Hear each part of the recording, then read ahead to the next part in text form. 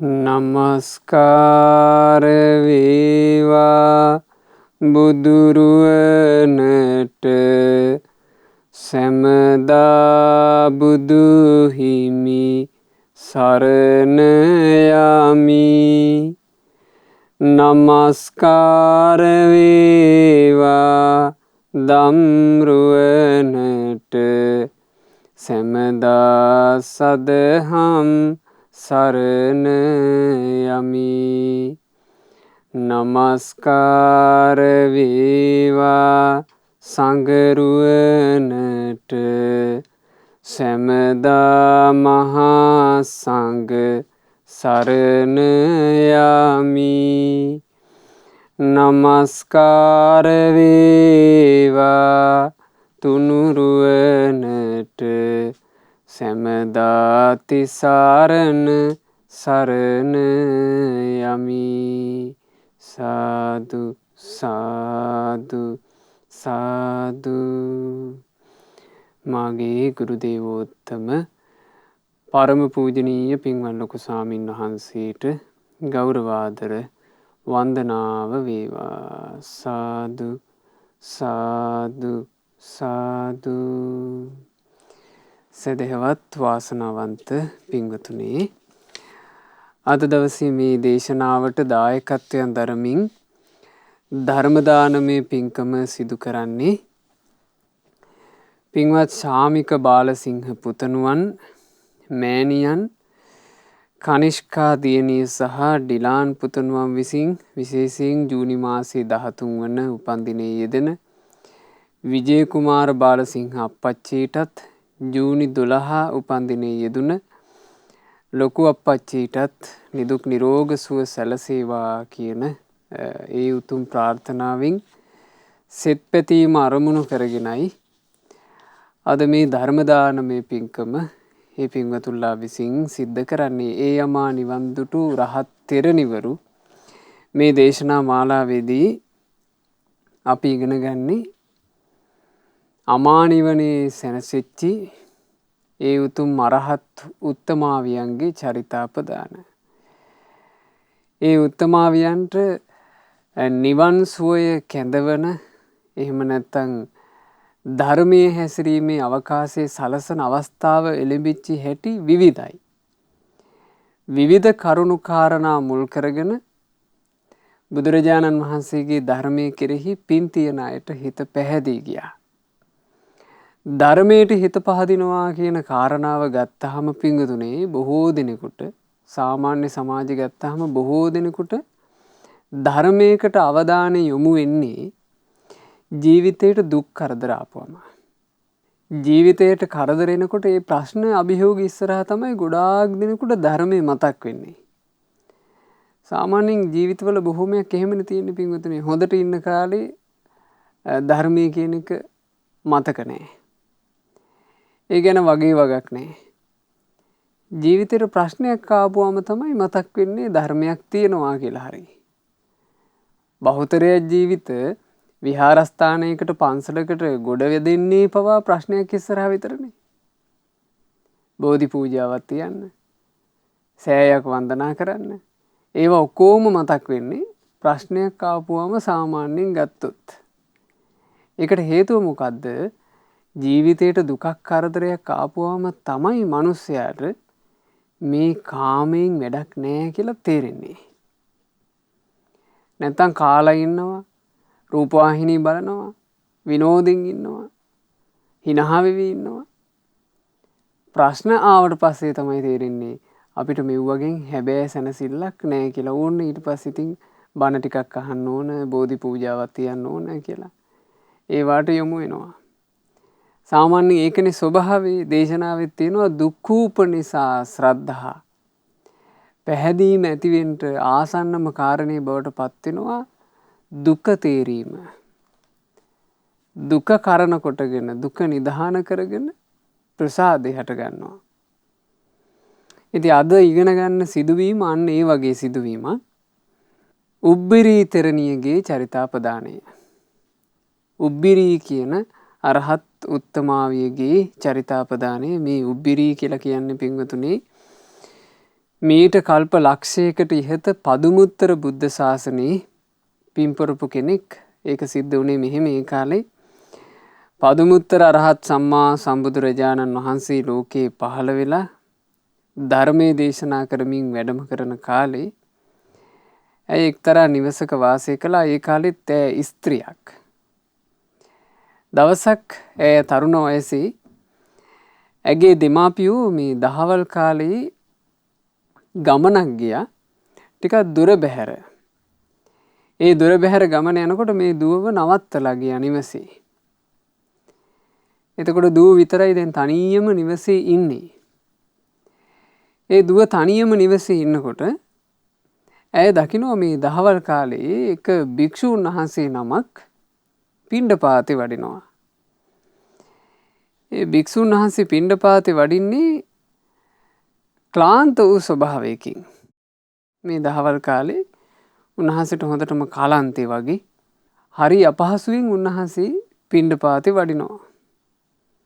එහෙම නැත්නම් මේ පාරේ වැඩම කරනවා. ඇය දැක්කේ භික්ෂුවක් පාරේ වඩින හැටි.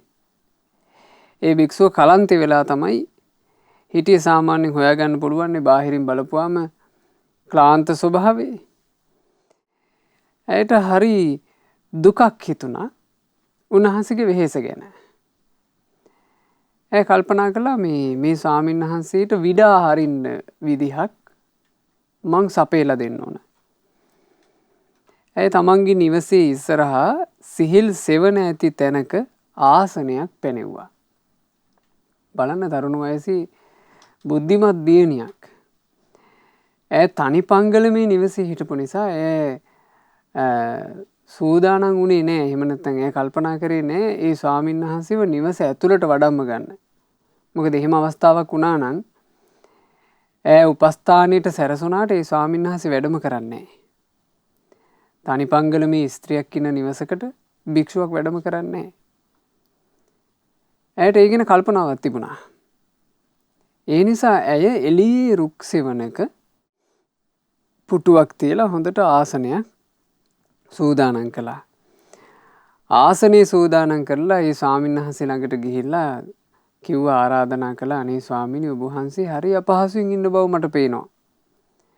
ස්වාමීනි පොඩ්ඩක් සිහිල් රුක් සෙවණේ වැඩ ඉඳලා පැන් ටිකක් වළඳලා සුවපත් වෙලා වඩින්න. අනේ එතකොට මේ භික්ෂුව ඇත්තටම අපහසුවෙන් හිටියේ. ඒ නිසා ඒ භික්ෂුව අනුකම්පාවෙන් වැඩම කළා. වැඩම කරලා ඒ දුව හදලා දීපු විදිහට ඒ රුක් සෙවණේ වාඩි වෙලා හිටියා ටික වෙලාවක්. ඇය පැන් එකක් පූජා කළා. ඇය උපස්ථාන කළා. ඒ උපස්ථාන ලැබලා ඔන්න උන්වහන්සේ වැඩම කළා. ඇගේ ජීවිතේට ඒ කරපු උපස්ථානෙන් විශාල පිනක් ඒක රාශී වුණා. පින එකතු වෙනවා කියන එක ජීවිතේට තියෙන ලොකුම රැකවරණේ. ජීවිතේට පින් එකතු වෙනවා කියලා කියන්නේ පින්වතුනි අපේ මේ ජීවිතේට තියෙන රැකවරණේ එයයි.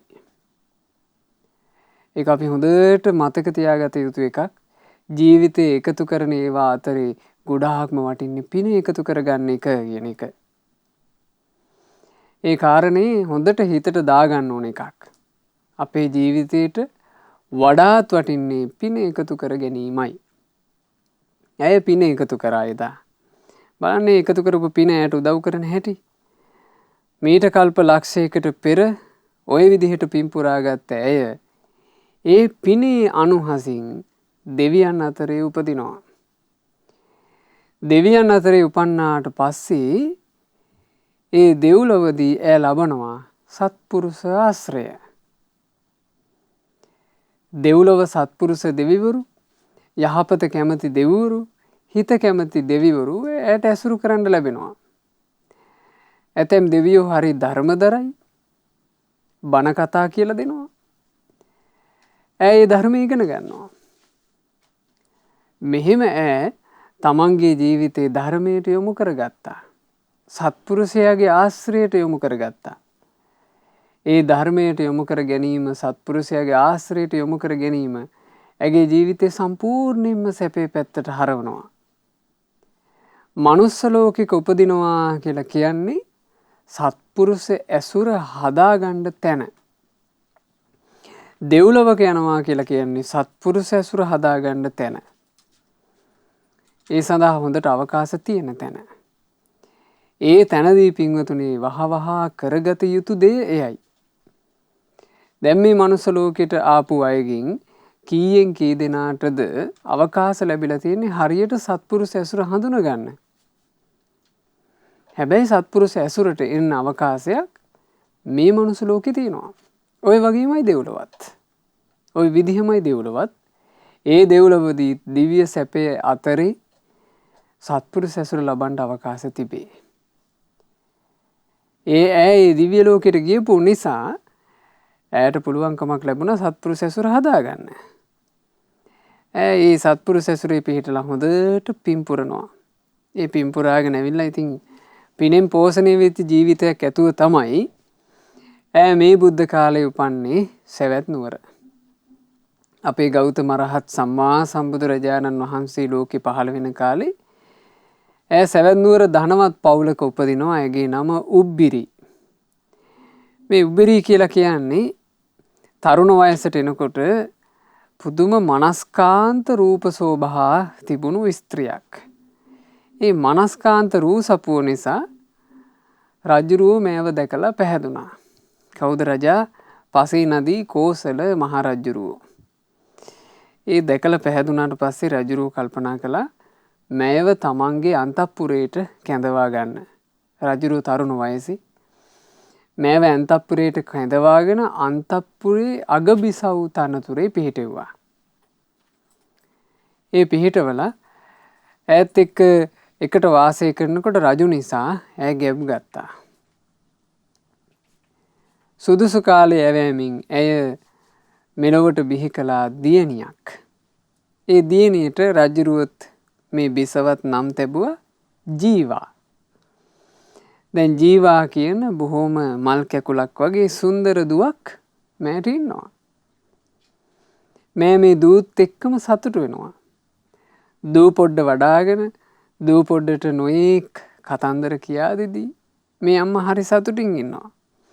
සාමාන්‍යයෙන් දරු පැටියෙක් අලුතින් උපන්නාම ඒ අම්මලා සන්තෝෂ වෙන හැටි පින්වතුන් දැකලා ඇතිනේ. චූටි දරු පැටවු ඉන්න අම්මලා ඒ දරු පැටවුන්ට හැමතිස්සෙම එක එක කතන්දර කියා දිදී ඒ අම්මලා ඒ දරු පැටවු එක්කමනේ දින්නේ. ආන් ඒ වගේ මේ උබ්බිරි කියන බිසවත් තමන්ගේ ලෝකේ අර දරු පැටියා බවට පත් කරගත්ත සාමාන්‍ය කාන්තාවන්ගේ ස්වභාවයක මේ ලෝකේ ස්ත්‍රියක් ලබන ස්ත්‍රී ජීවිතයක් තියෙන කෙනෙක් ලබන උතුම් දෙයක් නේ මාතෘ පදවිය අම්මා කෙනෙක් වීම. ස්ත්‍රී ජීවිතය ඇතුලේ තියෙන උත්තරීතර දෙයක් අම්මා කෙනෙක් බවට පත් වෙන එක. ඒ අම්මා බවට පත් වෙන ඒ කාන්තාව තමන්ගේ දරු පැටව් තමන්ගේ ජීවිතය කරගන්නවා. කලාතුරකින් කාන්තාව එහෙම නොවෙනවා. නමුත් බහුතරයක් අම්මලා තමන්ගේ දරු පැටව් තමන්ගේ ජීවිතේ බවට පත් කරගන්නවා. උබ්බිරි කියලා කියන්නේ ආන්න එහෙම අම්මා කෙනෙක්. අම්මා කෙනෙකුගේ දරුවන් කෙරෙහි තියෙන සෙනෙහස මේ ශරීරේ විනිවිද ගිහිල්ලා ඇට මිදුළු ඇතුලේ තැම්පත් වෙලා තියෙනවා කියලානේ දේශනාවේ තියෙන්නේ. ඒ සෙනෙහස ඒ තරම් කාවැදිලා. මේ මල් කැකුලක් වගේ හුරු බුහුටි ජීවා කියන දූ පොඩ්ඩ ගැන අර උබ්බිරි කියන අම්මාටත් ඒ වගේ ස්නේහයක් තිබුණා. නමුත් පින්වතුනේ ලෝක ස්වභාවය අචින්ති තම්පි භවති නොසිතූ දේ වන්නේය. චින්ති තම්පි විනස්සති. හිතාගෙන පතාගෙන ඉන්න පිළිවෙල විනාශ වී යන්නේය. මේක තමයි ලෝක ස්වභාවය. අපිට තියෙනවා හීන ලෝක. අපි ලස්සන ප්‍රාර්ථනා ඇතුව ඉන්නවා. අපිට තියෙනවා ලස්සන ඉලක්ක. ඒවා අපි බලාගෙන ඉඳි වෙනස් වෙලා යනවා. එයයි ලෝකයේ ස්වභාවය. අපි නොහිතපු, අපි නොපැතු, අපි කිසිසේත් අපේක්ෂා නොකළ ඒවා අපේ ජීවිතේට කඩා වැටෙනවා. මෙහෙම වුණා මේ තරුණ අම්මට. තමන්ගේ ලෝකේ සරසාපු මල් කැකුලක් වගේ ජීවා දුව ඊටාම කුඩා වයසේදී කාලක්‍රියා කළා. ඒ කාලක්‍රියා කරනකොට මේ අම්මට මේක උහුල ගන්න බෑ. මේ අම්මාට විශ්වාස කරන්න අමාරුයි. තමන්ගේ ලෝකේ සරසාපු තමන්ගේ දූ පොඩ්ඩ කොහොමද තමන්ව අමතක කරලා එහෙම යන්න ගියේ? සාමාන්‍යයෙන් චූටි වයසේ දරු පැටව් මේ යනවා කියන එක උහුල ගන්න අමාරුම ගණේ දුකක්. කිසිසේත් අපේක්ෂා කරන්නේ නැහැ. මේ අම්මට තමන්ගේ චූටි දරු පැටියා නැතුව ගියප එක වාව ගන්න බැරුව ගියා. එක දිගට අඬනවා. රාජ්‍ය සැප පවා ඇයට එපා වුණා. ඈ දැන් වැඩිපුර ඉන්නේ රාජ මන්දිරේ නෙවෙයි. උහුලා ගන්නට බැරි දුකකින් තමන්ගේ දූගේ මෘත ශරීරයේ දවපු තැනට ඇවිල්ලා ඒ සොහොනේ ඉඳගෙන ඈ අඬනවා. එක දිගට ඈ දවස් 7ක් මේ සොහොන් භූමියට ඇවිල්ලා අඬන්න පටන් ගත්තා. කෑ ගග අඬනවා. අනේ මගේ දූ ජීවා. ඇයි මාව දාලා ගියේ? ඇයි ඔයාගේ අම්මව දාලා ගියේ කියලා දැන් මෙන්න අඬනවා මෙතන. මේ අඬනකොට මේ ඇගේ හැඬුම දැකලා භාග්‍යවත් බුදුරජාණන් වහන්සේ මෙතනට වැඩම කළානේ. ඒ මහා කරුණික බුදුරජාණන් වහන්සේගේ මහා කරුණා නේත්‍රයට හසු වෙන්න තරම් පින් බලයක් ඇයට තිබුණා. බුදුරජාණන් වහන්සේ මහා කරුණා නෙතින් ලෝකයේ දෙස බලනකොට ඒ සම්බුදුරජුන්ගේ නේත්‍රයට පින් තියන අය හමු වෙනවා. ධර්ම අවබෝධයක් පිණිස ඉන්ද්‍රිය ධර්මයෝ සපුරා තියෙන අය බුදුරජාණන් වහන්සේගේ මහා කරුණා නේත්‍රයට හසු වෙනවා. එතකොට බුදුරජාණන් වහන්සේ ඒ අයට පිහිටක් වීම පිණිස වැඩම කරනවා. ඉතින් බුදුරජාණන් වහන්සේ එහි වැඩම කළා. ඒ හඬමින් ඉන්න සොහොනට ශාස්ත්‍රුන් වහන්සේ වඩිනවා. තවත් භික්ෂූන් වහන්සේලා පිරිසක් එක්ක සොහොනට වැඩම කරලා බුදුරජාණන් වහන්සේ ඇගෙන් මෙහෙම ඇහුවා. භාග්‍යතුන් වහන්සේ වදාලා උබ්බිරි දැන් ඔයා හඬ හඬා ඉන්නවා මේ වනයේට ඇවිදින්. මගේ දුවේ ජීවා මගේ දුවේ ජීවා කියා ඔයා අඬනවා. දැන් උබ්බිරි ඔය කා වෙනුවෙන්ද ඔයා අඬන්නේ? මගේ දුව ජීවා මගේ දුව ජීවා කියලා මේ කා වෙනුවෙන්ද ඇඬුම? ස්වාමීනි ඈ මේ ජීවිතේ මට හිටපු එකම දුවනි. මගේ කුසෙන් මං වැදූ දරු පැටියා. ඒ දුව වෙනුවෙන් මං අඬන්නේ. ඒ මගේ දුව වෙනුවෙන් මං අඬන්නේ. ඇගේ නම ජීවා කිව්වා. කිව්වා නෑ උබ්බිරි. ජීවා නමින් මේ සොහොනේ මෙතනම ඔබ අඬන තැනම 84000ක් දෙනා දවා තිබෙනවා. ඒ 84000න් කොයි ජීවා වෙනුවෙන්ද ඔබ අඬන්නේ? අනේ ස්වාමීනි මේ ජීවිතේ මගේ නම උබ්බිරි මගේ දුව ජීවා. එතකොට භාග්‍යතුන් වහන්සේ වදාලා උබ්බිරි අනිත් ජීවල හැමෝගෙම අම්මා උනේත් උබ්බිරිම තමයි. අනිත් මෙතන 84000ක් ජීවල දෙව්වා. ඒ ජීවල හැම කෙනාගේම අම්මා උනේත් උබ්බිරි කියලා කෙනෙක්. ඒ උබ්බිරි වෙන කවුරුත් නෙවෙයි ඔබමයි. පුදුමයි පින්වතුනි මේ සසර. සංසාර ගමනේ බලන්න එකම කතන්දරේ එකම ස්වරූපයෙන් කොයි තරම්නම් වතාවක් වෙනවද? ඒ තුන් ලෝකාග්‍ර වූ අතීතය ගැන කෙලවරක් නැතුව බැලිය හැකි ඥානය ඇති අනන්ත ඥානී වූ බුදුරජාණන් වහන්සේ වදාළ ඇරෙන්න මේවා කොහේ හොයන්නද? සංසාර ගමන එකම කතන්දරේ එකම සිදුවීම එකම හීල්ලීම ආයෙමත් ලැබෙනවා කියන එක. බලන්න මේක සසර. මේ සංසාර ගමනේ මේ උබ්බිරි බිසව උබ්බිරි කියන නමෙන්ම ඉපදිලා ජීවා කියන දරුවෙකුත් ලබලා ඒ ජීවා කියන දරුවා අකාලේ මැරිලා අකාලේ මැරිච්චි දරුවා වෙනුවෙන් එකම සොහොනේ 84000 වතාවක් අඬලා අපි කොච්චර අඬලැද්ද? සසර කියන්නේ නම් බිහිසුණු එකක්.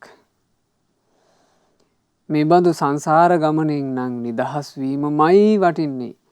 ඇයි පින්වතුනි මේ ජීවිතේ අපිට කරදර කඩාපාත් වෙනකොට අපිට හිතෙනවා ඇයි මෙව අපිටම වෙන්නේ? මේවා අපිම විඳවන්න ඕනද? සමහරවිට ඒ කරදරීම ලක්ෂ කෝටි වාරයක් විඳවලා. ඒ ඇඬුමම ලක්ෂ කෝටි වාරයක් ඒ විදිහට මණ්ඩලා.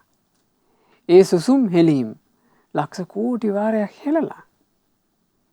හැබැයි අපි දන්නේ අපිට මේ ජීවිතේ ලැබෙන දුක් ගින්නත් අලුත් එකක්. අපිට හිතෙනවා මේ දැන් තියෙන්නේ. අපිට මතක නැහැ පරණ ඒවා. උබ්බිරි බිසවට සංවේගයක් හටගත්තා. අහෝ එහෙම සංසාරයකද මම මේ ආවේ? මගේ දුව වෙනුවෙන්ම මේ ජීවා කියන මගේ දුව වෙනුවෙන්ම මං 84000 වතාවක්ම අඬලද? ඇයි මගේ දුවේ මාව දාලා ගියේ කිය මම මෙහෙම වැළපිලාද? එතකොට 84000 වතාවක්ම මගේ දුව මේ විදිහට මාව හඬවා මගෙන් වෙන් වෙලා ගිහිල්ලාද? මේ ප්‍රිය අය ආදරය කරන අය මේ අය වෙන් වෙලා යෑමේ දුකෙන් කවදා ගැලවෙන්නද? ඇයට සිහි උපන්නා.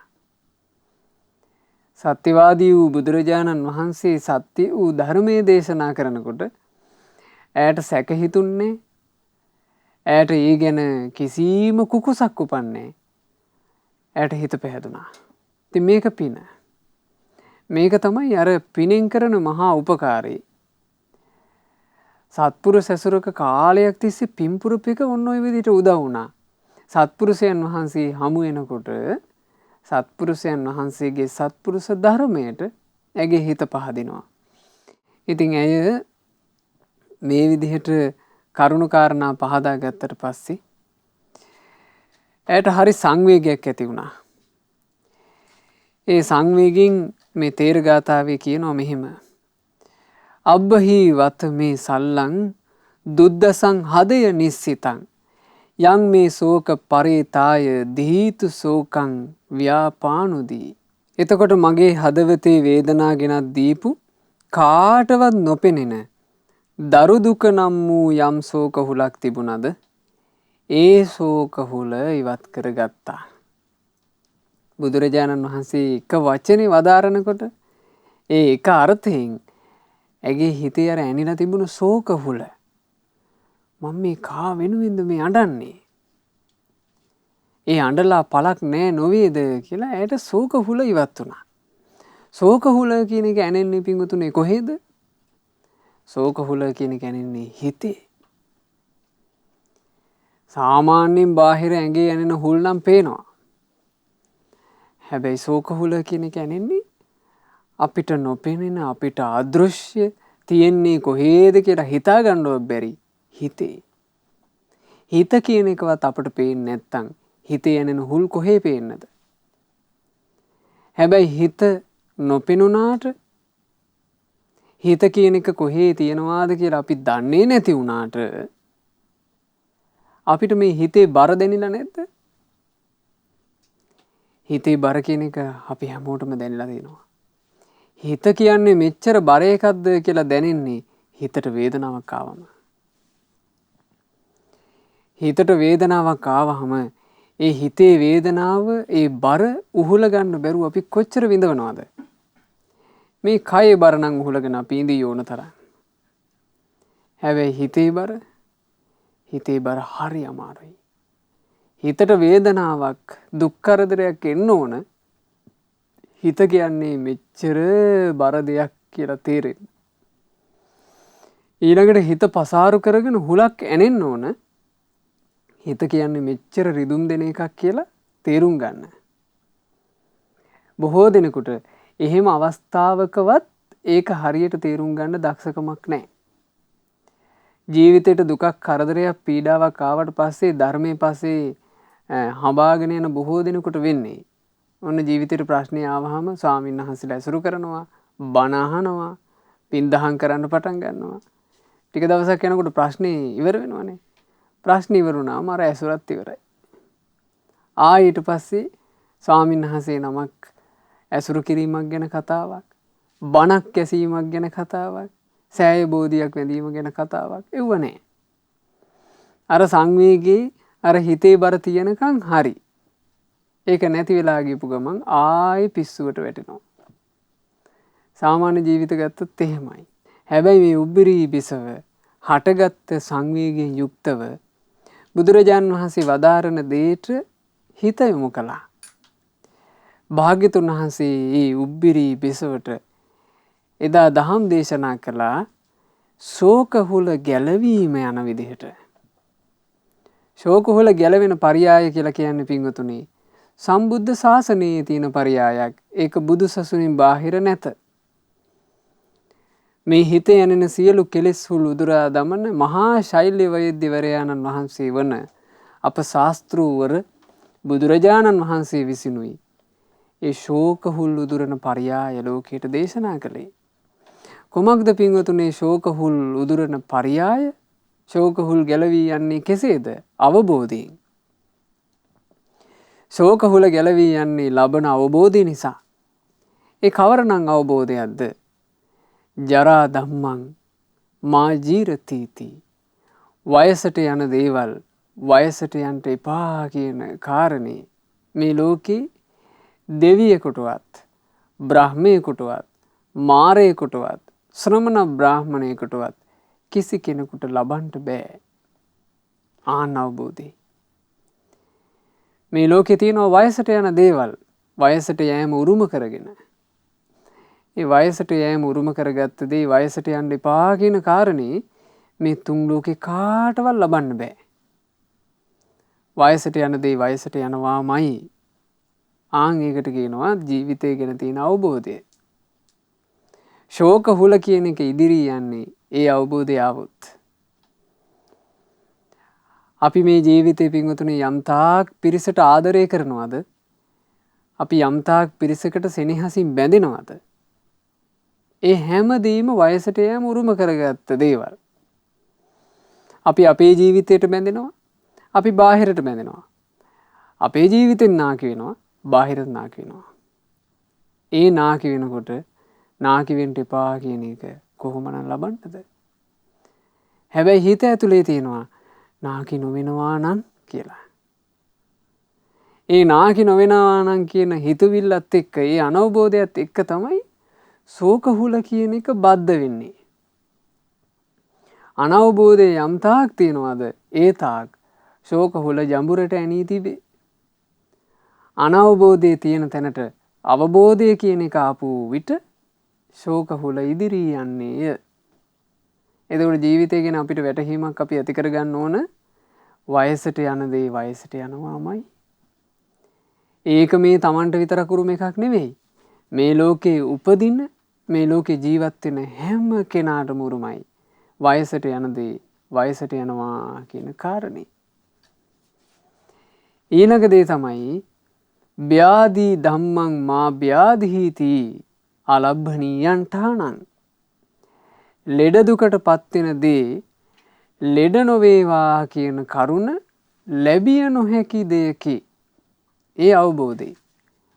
ලෙඩවීම කියන එක යමක් උරුම කරගෙන තියෙනවා නම් ලෙඩවීම උරුම කරගත්ත දේ ලෙඩ වෙන්න එපා කියන එක අපි කාටවත් ලබන්න පුළුවන් කමක් නැහැ. ලෙඩවීමට අයිති දේවල් පින්වතුනි ලෙඩ වෙනවාමයි. ලෙඩ වී යනවාමයි. ලෙඩවීම උරුම කරගත්ත දේ කියලා කියන්නේ මොකද්ද? ලෙඩවීම උරුම කරගෙන තියෙනවා තමායයි සලකන මේ ජීවිතෙත්. ලෙඩවීම උරුම කරගෙන තියෙනවා තමන් ආදරය කරන අය කියලා සලකන ජීවිතත්. ජීවා කියන දුව උබ්බිරී කියන බෙසවගේ ජීවා නම් වූ ආදරණීය දුව ඇයත් උරුම කරගෙන හිටියා. ලෙඩවීමේ ස්වභාවය. ඉතා සිඟිති වයසේදී ඇයි ලෙඩවීමට ගොදුරු වුණා. ඒ උබ්බිරී කියන අම්මා පතන්ට ඇති. අනේ මගේ දූ පොඩ්ඩ තව තවත් ලෙඩ වෙන්න නම් එපා. මගේ දූ පොඩ්ඩ ඉක්මනින් සුවපත් වේවා. පතන්නේ නැති. හැබැයි එය අලබ්බනීයන් ඨානං මේ ලෝවේ නොලැබිය හැකි දෙයකි. ලෙඩ වෙන දේ ලෙඩ වෙනවාමයි. ඒ ලෙඩ වෙන දේ ලෙඩ වෙනකොට පින්වතුනේ ඒක ඉස්සරහා අඬලා වැළපිලා ශෝකහුල් ඇනගෙන වේදනාව විඳ ඉන්න ජීවිතෙන් අපි ගැලවෙන්න නම් අපිට එකතු කරගන්න තියෙන්නේ අවබෝධය. ලෙඩවීමට අයිති දේවල් ලෙඩ වෙනවාමයි කියන අවබෝධය. මරණ ධම්මං මා මීයතිති අලබ්බනීයං ඨානං. මැරණයට අයිති දේවල් මරණයට පත් වෙලා යන දේවල් මැරෙන්න එපා කියන දේ මේ ලෝවේ නොලැබිය හැකි දෙයකි. මේ ලෝකේ දෙවියෙකුට ලබන්නත් බෑ, බ්‍රහ්මයාට ලබන්නත් බෑ, මාරයෙකුට ලබන්නත් බෑ, ශ්‍රමණ බ්‍රාහ්මණයෙකුට ලබන්නත් බෑ. කේන චිවා ලෝකස්මි. ලෝකෙ කිසි කෙනෙකුට ලබන්න බෑ මරණය කියන එකෙද්දී නොමරේවා කියන කාරණේ. හැම දිනම මරණය කියන එක උරුම කරගෙන ඉන්නවා. අපි ආසයි අපේ දරු පැටව් අපිත් එක්ක හැමදාම ඉන්නවනම්. නමුත් දරුවෝ කියලා කියන්නේ මරණය උරුම කරගත්ත අය. අපි ආසයි අපි ආදරය කරන අය හැමදාම අපි එක්ක ඉන්නවනම්. නමුත් ආදරය කරන අය කියලා කියන්නේ මරණය උරුම කරගත්ත අය. අපි ආසයි අපේ ජීවිතයට සතුට ගේන අය, අපේ ජීවිතයට සැනසුම ගේන අය හැමදාම අපි ළඟින්ම ඉන්නවනම්. හැබැයි ඒ අපේ ජීවිතයට සතුට ගේන හැම කෙනෙක්ම මරණය උරුම කරගත්ත අය. ඒ අයගේ ජීවිතයට මරණය පැමිණෙනකොට අපි කොහොම ලබන්නද? මැරෙන්න එපා කියලා. ඒක අපේ ප්‍රාර්ථනාවක්. ඒක මේ හිත ඇතුලේ තියෙන පැතුමක් මිසක් පින්වතුනේ එය නොවේ යථාර්ථය. අපි අපිට මාතරේ. අපි මේ ජීවිතේ වැඩිපුරම ඇලුම් කරන්නේ අපටයි. හැබැයි යම් දවසක් එනවා අපට අපිවත් අහිමි වෙන. මරණ ඉදිරියේ අපට අපවද අහිමි වී යන්නේය. ඒ නිසා මේ ජීවිත කතන්දරය ගැන ජීවිතය කියන එක ගැන මේ විදිහේ වැටහීමක් තියෙනවා නම් ඒ වැටහීම තියෙන තැන ශෝක හුල රැඳෙන්නේ. ඒ වැටහීම නැති තැන ශෝක හුල කියන එකෙන් නිදහස් වීමකුත් නැහැ.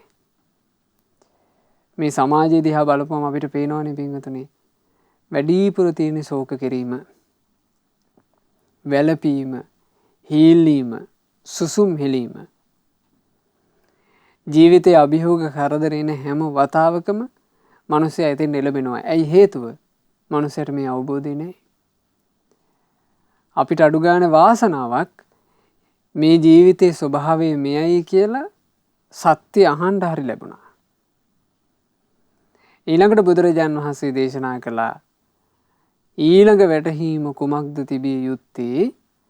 කය ධම්මං මා කීයතිති අලබ්බනීයන් ඨානං. ගෙවි යන ස්වභාවයට අයිති දේවල් කය ධම්ම. ගෙවි යන ස්වභාවයට අයිති දේවල් ගෙවෙන්න එපා කියන කාරණේ අලබ්බනීයන් ඨානං. ලබන්න බැරි දෙයක්. ගෙවි යන ස්වභාවය කියලා කියන්නේ මෙතන මොකද්ද පින්වතුනි? ගෙවෙන්නේ මොනවාද? ගෙවි යන්නේ ආයුෂයයි. කාලේ ගෙවි යනවා. කාලේ ගත වෙන්න එපා කියලා ලබන්න බෑ. ගෙවෙනවාමයි. උදෑසනින් ඉර පායනවා. ඒ පායන හිරු අනික් පැත්තෙන් බැහැලා යන්නේ කාලය අවසන් කරගෙන. එහෙම යනකොට අනේ කාලේ ගෙවෙන්න එපා කියලා අපිට ලබන්න පුළුවන්කම නැහැ. අවුරුද්දෙන් අවුරුද්ද පහුවෙවි යනවා.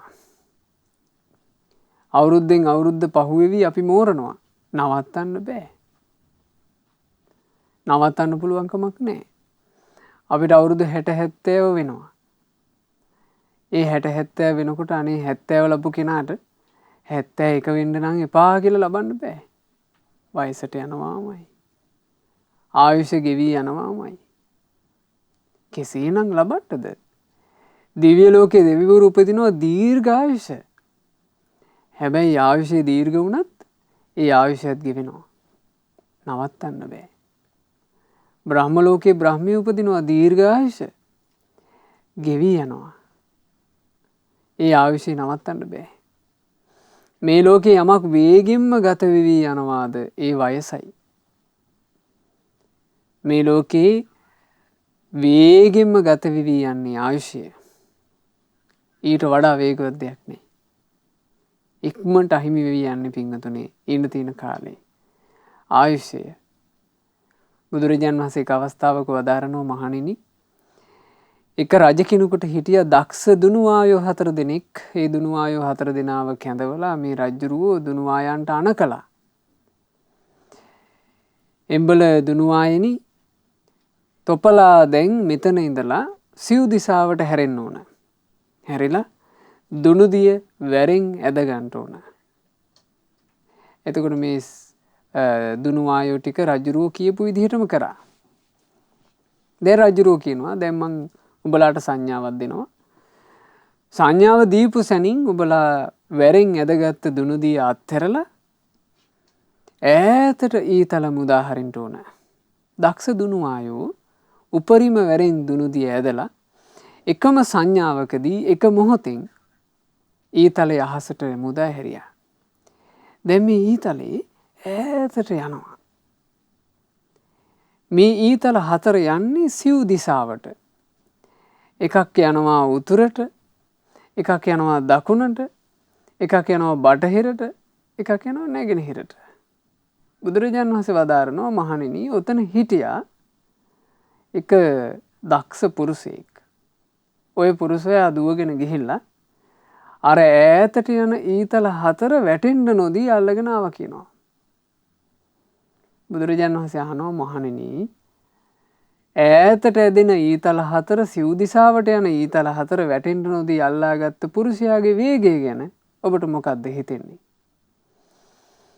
ස්වාමීනි භාග්‍යතුන් වහන්සේ ඊතල 4ක් අල්ලන්න ඕනේ. ස්වාමීනි එකම එක ඊතලයක් අල්ලනවා නම් යම් මිනිස්සෙක් එපමණකින් ඔහු දක්ෂයාය. ඊතල 4ක් ඇල්ලීම එහි දක්ෂකම ගැන ස්වාමීනි කවර කතාද? බුදුරජාණන් වහන්සේ වදාළ මහණෙනි ඊතල 4ම අල්ලන ඒ ජවය ඇති පුරුෂයාගේ යම් වේගයක් තියනවාද? ඒ වේගයට වඩා වේගින් මේ ලෝකේ ඉරහඳ දෙක ගමන් කරනවා. ඉරහඳ දෙකට වඩා වේගින් මහණෙනි ඉරට හඳට අධිග්‍රහිත දෙවිවරු ගමන් කරනවා. ඉරට හඳට අධිග්‍රහිත දෙවිවරුන්ටත් වඩා වේගින් මහණෙනි උපන්න සත්වයාගේ ආයුෂය ගෙවි අවසන් වෙනවා. වේගින් ආයුෂය ගෙවි යනකොට පින්වතුනි ඒ ගෙවෙන ආයුෂය එක මොහොතකට එක නිමේෂයකට අනේ ගෙවෙන්න එපා කියලා නවත්තන්න බෑ. නැවැත්වීමේ හැකියාව නැත. ආන් ඒකට කියනවා අලබ්බනීය තහන. කිසි කෙනෙකුට නවත්තන්න බෑ. අපි කොච්චර ආදරය කරත් අපි කොච්චර ප්‍රිය වශයෙන් බැඳලා හිටියත් අපි හැමදෙනාගේ ආයුෂ ගෙවි අපි අවසානයේ මරණය කරා යනවා. නවත්තන්න බෑ. නස්සන ධම්මම්මා නස්සතිති අලබ්බනීයං තහනං. නැසී වෙනසී යන දේවල් නැසෙන්න එපා වෙනසෙන්න එපා කියන කාරණේ අලබ්බනීය තහන. නොලැබිය හැකි දෙයක්.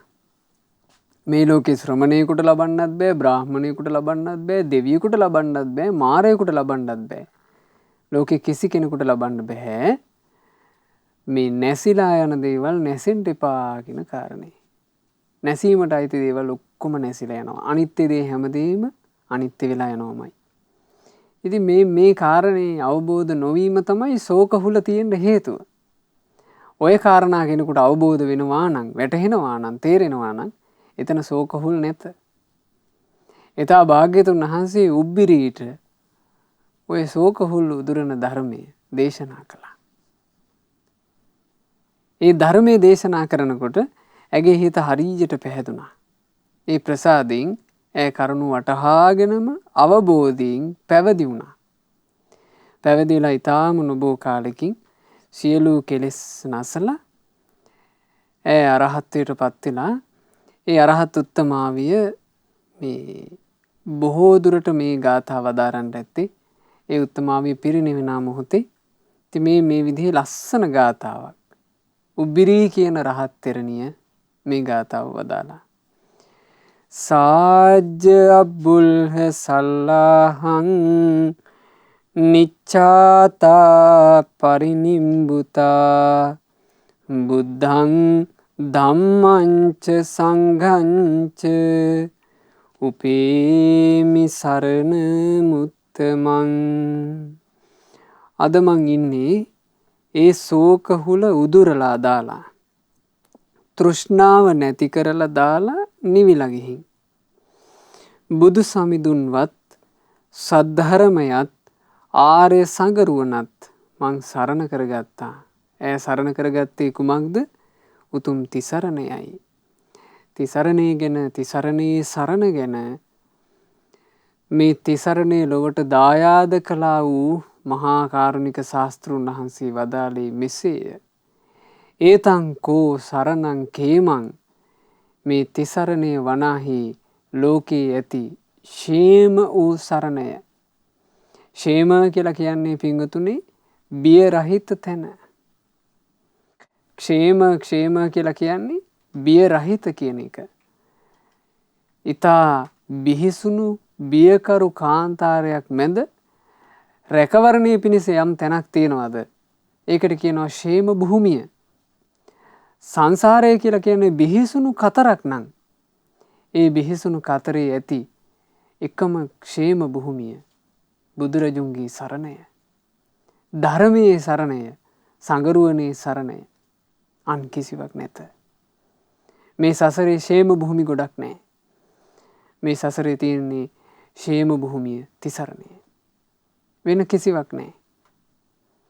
ඒ ෂේම භූමිය මේ ලෝකයේ තියෙන තිසරණය කියන ෂේම භූමිය ඊටාම අතලොස්සක් දෙනෙකුට තමන්ගේ ජීවිතේ රැකවරණයේ විදිහට හදාගන්න අවස්ථාව ලැබෙනවා. ඒතං සරණ මුත්තමං. තෙරුවන් සරණ යනු මේ ලෝකේ උතුම්ම සරණය. ඒතං සරණ මාගම්ම සබ්බ දුක්ඛා පමුච්චති. මේ තෙරුවන් සරණ තුලට පැමිණිලා තමයි සියලු දුක් ගැහැට වලින් නිදහස් වෙන්න තියෙන්නේ. ඉපදීම නිසා යන්තා දුක්ගිනි විඳිනවාද ඒ සියලු දුක්ගිනි වලින් නිදහස් වෙන්න තියෙන්නේ තිසරණය තුලට පැමිණිලා. ඉපදීම හේතු කොටගෙන වයසට යන්නේ, ලෙඩ දුක් උරුමවන්නේ, නොයේ කරදර කම්කටොළු වලට මැදිවන්නේ, ශෝක වැළපීම් දුක් දුම්නස් සුසුම් හෙලීම් උරුම කරගන්නට සිදුවන්නේ, ආදරය කරන ප්‍රියමනාපය වෙන් වී යන්නේ, අප්‍රිය අමනාප කරුණු කාරණාවලට මුහුණ දෙන්න සිදුවන්නේ, තමන් කැමති බොහොම සන්තෝෂයෙන් සැපසේ සුවසේ වාසය කරන්නට එසේ කොච්චර කැමති වුණත් නොලැබෙන්නේ, හැමදේම අවසානයේ මරණය උරුම කරගන්නේය. මේ සියල්ල දුකය. මේ දුකින් නිදහස් වෙන්න නම්, මේ දුකට සරණක් සලසා ගන්නට නම් ඒ එකම එක සරණ තෙරුවන් සරණයි. සංසාර ගමනේ එනකොට කර්ම දෝෂ නිසා සිතකය වචනයෙන් චේතනා පහල කරලා කරන ඒවා නිසා අපිට අරුබුද හැදෙනවා. ඒ අරුබුද සංසාර ගමන පුරාවට අපිට දුකක් විදිහට පස්සෙන් එනවා. ඇතැම් අයට ප්‍රශ්න තියෙනවා කර්ම දෝෂ. විසඳුම් නැහැ. පීඩාවට පත් වෙලා ඒ කමම්ම රැස් කරගත්ත කර්මයෙන් ගුටි කකා ඉන්න ඕන. මේ වගේ කවදාද නිදහස් වෙන්නේ? තෙරුවන් සරණට පැමිණි දවසේ. තෙරුවන් සරණ තුල පිහිටලාමයි මේ වගේ නිදහස් වෙන්න තියෙන්නේ. අමනුෂ්‍ය ප්‍රශ්නෙහින් තෙරුවන් සරණින්මයි නිදහස් වෙන්න තියෙන්නේ. හදි හූනියන් කොඩිවින අනවින මේ වගේ තව ප්‍රශ්න. කවදාද මේ ප්‍රශ්න වලින් නිදහස් වෙන්නේ? තෙරුවන් සරණට පැමිණීමෙන්. ඒතං කෝ සරණං කේමං. මේ ලෝකේ බිය රහිත වූ සරණයයි. ඒතං සරණ මුත්තමං. මේ ලෝකේ උතුම් සරණයයි. ඒතං සරණ මාගම්ම සබ්බ දුක්ඛා පමුච්චති. මේ ලෝකේ යමෙක් දුකින් නිදහස් වුණා කියලා ඇත්තටම කියනවා නම් ඒ අය දුකින් නිදහස් වුණේ සරණ නිසා. තෙරුවන් සරණ නිසා. මේ ලෝකේ සෝතාපන්න උත්තමයෝ බිහි වුණේ තෙරුවන් සරණ තුල. මේ ලෝකේ සකදාගාමී අය බිහි වුණේ තෙරුවන් සරණ තුල. මේ ලෝකේ අනාගාමී උතුමෝ බිහි වුණේ තෙරුවන් සරණ තුල. මේ ලෝකේ සියලු දුක් නැසූ රහතන් වහන්සේලා රහත් තෙරණිවරු බිහි වුණේ තෙරුවන් සරණ තුල. තෙරුවන් සරණින් බාහිරව නම් පින්වතුනි මේ පිහිට මේ රැකවරණේ නැත. ඒ නිසා මේ අරහත් උත්තමාවියගේ ගාථාව අපිට හරි වටිනවා. ඒ උත්තමාවිය කියනවා බලන්න. අද මං මේ ශෝක හුල් උදුරලා දාලා තෘෂ්ණාව නැති කරලා දාලා නිවිලා ගියපු හිතකින් මම ඉන්නේ. ඒ නිවී ගිය සිත මං ඇති කරගත්තේ කොහොමද? බුදු සමිඳුන්වත් සද්ධර්මයත් ආර්ය සංගරුවනත් මං සරණ කරගත්තා. ඒ සරණ තුල තමයි අර කොම ප්‍රශ්න පීඩා කරදර දුක්ගිනි ඈ නිවා ගත්තේ. ඇසුවපත් උනේ. එහෙනම් අපේ ජීවිතත් අපට සුවපත් කරගන්න තියෙන්නේ, සැපවත් කරගන්න තියෙන්නේ තෙරුවන් සරණට පැමිණිලා. වර්තමානයේ ලංකා භූමියේ ජන්මලාභය ලැබපු අපිට මිහිඳු මහරහතන් වහන්සේ ධර්ම දායාදී ලබා දීපු නිසා මේ රැකවරණේ අපට තියෙනවා. මේ ලංකා භූමියේ ජීවත් වෙන බොහෝ මිනිස්සු තෙරුවන් සරණේ පිහිටත් පතනවා. හැබැයි සරණ හරියට අඳුනගෙන නෙමෙයි. බොහෝ දින ජීවිතේට දුක් කරදර පීඩා ආවම විතරයි තෙරුවන් සරණ තියනවා කියලා හරි මතක් කරගන්නේ.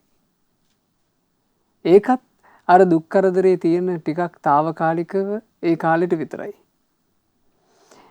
ඒ කරදර ඉවර වෙච්ච ගමන් ආයෙ ඔක්කොම අමතක කරනවා. ඒක මහා අභාග්‍යයක්. ඒ අයට සරණ පිහිට රැකවරණේ නැති වෙලා යනවා.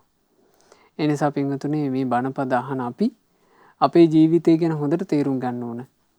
කොහොමත් වයසට යන, කොහොමත් ලෙඩ වෙන, කොහොමත් මැරෙන, ආයුෂය කොහොමත් ගෙවී යන, කොහොමත් වෙනසී යන ජීවිතය අපිට උරුම වෙලා තියෙන්නේ. ඒ උරුම වෙච්ච ජීවිතේ නාකි වෙන, ලෙඩ වෙන, මැරෙන, නැසෙන, වෙනසෙන ජීවිතේට යම් රැකවරණයක් තියෙනවා නම් ඒ තෙරුවන් සරණ බව අපි හොඳට හිතේ කාවද්ද ගන්න ඕන. ඒ කාවද්දගෙන තෙරුවන් සරණ තුල ජීවිතේ පිහිටුවා ගන්න. ඒ සරණෙන්මයි අපිට රැකවරණයක් හැදෙන්නේ. ඒ සරණ තුල පිහිටා ජීවිතේට රැකවරණේ සලසා ගත්ත උබ්බරී අරහත් උත්තමාවිය අනිකුත් රහත් තෙරණිවලු උතුම් රහතන් වහන්සේලා නිවී සැනසුන අමා මහ නිවනේ සැනසෙන්ට අප හැම දිනාටත් වාසනාව ලැබෙත්වා. සාදු සාදු සාදු. අප රැස් කළා වූ සියලු පුණ්‍ය ධර්මයන් අනුමෝදන් කරමු. අපි පළමුවෙන්ම සියලු දෙවිවරුන්ට සක් දෙවිඳුන් සතරවරන් දෙවිවරු සෙන්පති දෙවිවරු ප්‍රධාන සියලු දෙවිවරු මේ සියලු පින් සතුටු සිත් ඇතිව අනුමෝදන් වෙත්වා. අපගේ ඉෂ්ඨකාමී හිතකාමී සියලු දෙවිවරුත් ශ්‍රීමත් සුමන සමන් දෙව් රජු ප්‍රධාන මේ ලංකා භූමිය සුරකින සියලු දෙවි දේවතාවුනුත් මේ සියලු පින් අනුමෝදන් වෙලා දෙවියෝ දිව්‍ය සැපයෙන් දිව්‍ය ආශ්චර්යයෙන් වැඩෙත්වා. මේ දෙවියන්ගේ සියලු ආරක්ෂා රැකවරණ අප හැම දිනාටම දෙවියෝ සලසත්වා. දෙවියන්ටත් සංසාර දුකින් නිදහස් වෙන්න වාසනාව ලැබෙත්වා කියන ප්‍රාර්ථනාවෙන් දෙවියන්ට පින් අනුමෝදනා සිදු කරමු. රැස් කළා වූ සියලු පුණ්‍ය ධර්මයන් අපගේ ගුරු දේවෝත්තම කල්යාණ මිත්‍ර පරම පූජනීය පින්වත් ලොකු ස්වාමීන් වහන්සේට අනුමෝදන් වෙත්වා. පින්වත් ලොකු ස්වාමීන් වහන්සේ නිදුක්ව නිරෝගීව දීර්ඝායුෂ සම්පත් ලබත්වා මේ ගෞතම සාසනය තුල උතුම් චතුරාර්ය සත්‍ය ධර්මය පරිපූර්ණ වශයෙන්ම අවබෝධ කරගන්නට වාසනාව ලැබෙත්වා. සාදු සාදු සාදු. රැස් කළා වූ සියලුම පුණ්‍ය ධර්මයන් අද ධර්ම දානමේ පින්කම සිදු කරන පින්වත් ශාමික බාලසිංහ පුතණුවන්ගේ නමින් ඒ වගේම කනිෂ්කා දියණිය ඩිලාන් පුතණුවන් ඇතුළු ඒ පවුලේ හැම දෙනාගේ නමින් යන්තාක් මියයන්ට යෙදුණු ඥාතීන් හිතමත්‍රාදීන් වෙද්ද සියලු ඥාතීන්ට පින් අනුමෝදන්ව ඥාතීන්ගේ පරලෝ ජීවිතේ සැපයටම පත්වෙත්වා කියන ප්‍රාර්ථනාවෙන් ඥාතීන්ට පින් අනුමෝදනා සිදු කරන්න. අද දවසේ උපන්දිනයේ යෙදෙන පින්වත් විජේ කුමාර බාලසිංහ අප්පච්චීට මේ සියලු පින් අනුමෝදන් වෙත්වා. ජූනි මාසයේ 12 වන දින උපන්දිනයේ යෙදුණු ලොකු අප්පච්චීට මේ සියලු පින් අනුමෝදන් වෙත්වා. ඒ උපන්දිනයේ යෙදුණු ශාමික බාලසිංහ පුතණුවන්ගේ අප්පච්චි සහ ලොකු අප්පච්චි යන ඒ දෙදෙනාටම නිදුක් නිරෝග සුව සාන්තිය දීර්ඝායුෂ සම්පන්නිය සැලසේවා. තෙරුවන් සරණින් සියලු දෙවිරකවරණින් සියලු යහපත අභිවෘද්ධි උදා වේවා. සුවසේ පින් දහම් රැස් කරගෙන ධම්මග දියුණු කර ගන්නටත් සම්බුද්ධ ශාසනයේ ධර්මාවබෝධ කරන්නටත් වාසනාව ලැබෙත්වා කියලා අපි සිත ප්‍රාර්ථනා කරනවා. රැස් කළ සියලු පුණ්‍ය ධර්මයන් ධර්ම දානයේ සිදු කරන පින්වත් ශාමික බාලසිංහ පුතණුවන්ට අනුමෝදන් වෙත්වා. ඒ මෑණියන්ටත් කනිෂ්කා දියණිය ඩිලාන් පුතණුවන් යන ඒ පින්වතුන්ලාට මේ සියලු පින් එකලෙසම අනුමෝදන් වෙත්වා. පසින්දු මුණුපුරාට සහ සහන්යා මිනිපිරියටත් මේ සියලු පින් අනුමෝදන් වෙත්වා. ධර්ම දානයේ සිදු කරන මේ පින්වතුන්ලාගේ පවුල්වල සෑම සියලු දෙනාට පින් අනුමෝදන් වෙලා ඒ සියලු දෙනාට සියලු යහපත අභිවෘද්ධිය සැලසේවා. කරන කියන රැකී රක්ෂා ආදී ඒ දූදරු මුණුපුරු මිනිපිරියන්ගේ අධ්‍යාපන කටයුතු ආදී ਸਰව ප්‍රකාරයෙන්ම සාර්ථක වෙත්වා. තෙරුවන් සරණින් සියලු දෙවි රැකවරණින් රැස්කල පිනේ ආශිර්වාදයෙන් සියලු යහපත මුදා වෙත්වා. ශ්‍රද්ධා මාසික ධර්ම දාන සමාජික පින්වතුන්ලාට ශ්‍රද්ධා කාර්ය මණ්ඩලයේ හැම දිනාට සුපින්වත් ඔබට සුවසේ පින් දහම් රැස් කරගෙන ධම්මග දියුණු කරගෙන ගෞතම සාසනය තුල සුවසේම ධර්ම අවබෝධ කරන්ට ලැබේවා. හැම දිනාටම තෙරුවන් සරණයි. නමෝ බුද්ධාය. මෙවැනි වටිනා ධර්ම දේශනා ශ්‍රවණය කිරීමට ශ්‍රද්ධා ඩේලි YouTube චැනලය සබ්ස්ක්‍රයිබ් කරන්න.